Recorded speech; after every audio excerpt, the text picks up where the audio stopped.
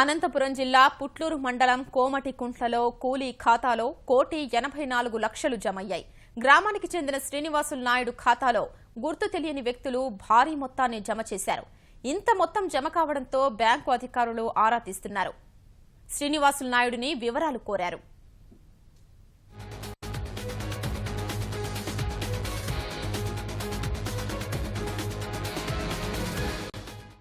కూలీ ఖాతాలో 1,84,00,000 జమపై మరింత సమాచారం మా ప్రతినిధి లక్ష్మీప్రసాద్ ను అడిగి తెలుసుకుందాం.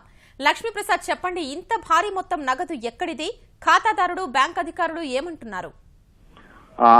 అనంతపురం జిల్లా తాడిపత్రి పట్టణానికి చెందిన పతకమూరి శ్రీనివాసులు నాయుడు అతను ఒక బండల ఫ్యాక్టరీలో కూలీగా పనిచేస్తున్నాడు.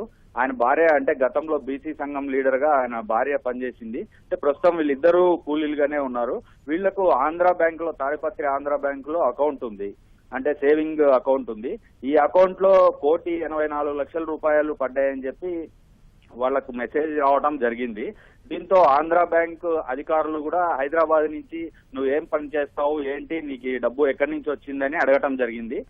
అయితే ఈ రోజు ఆదివారం కావడంతో అసలు ఈ డబ్బు ఎక్కడ జమ చేశారు, ఏ బ్రాంచ్ లో జమ చేశారు, లేదా తాడిపత్రిలో జమ చేశారా ఏంటి అనే వివరాలు కనుక్కోవడానికి కూడా అవకాశం లేకపోయింది. అంటే అధికారుల నుంచి మొత్తం మీద అయితే ఆంధ్ర బ్యాంక్ సంబంధించిన అధికారులు, రాష్ట్ర స్థాయి అధికారులు హైదరాబాద్ నుంచి ఫోన్ చేసి ఇతన్ని అడగటం జరిగింది.